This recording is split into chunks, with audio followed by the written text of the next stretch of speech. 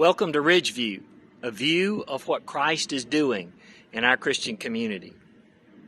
One of the things I love to see in the life of our church is when I get to walk by the playground, it's almost always, I caught a rare moment when the kids aren't out here to film this, but there's almost always a group of kids out here playing sometime during the day.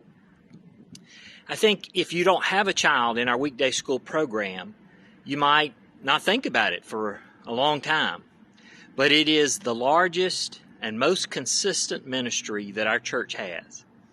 Every day, these kids gather to play and to pray.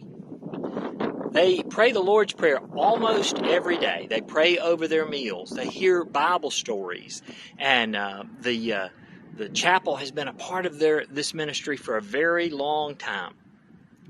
So I encourage you today, will you pray for our weekday school teachers? When I meet with them, I always remind them that this is a ministry, that they are a part of a ministry, that because they have been willing to be a part of what our church is doing, they get to be a part of what God is doing in the life of these children.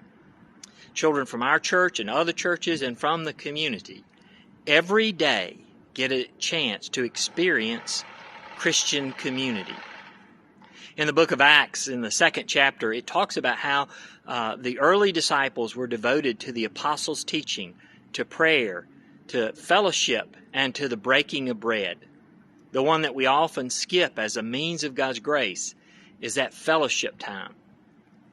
I am so thankful for our teachers and for Jamie and the entire program that our church has, that children get to experience of what it means to be a part of a fellowship following Christ. I know they appreciate your prayers, and maybe you might even reach out and find a way to say thank you to them. God bless you, church.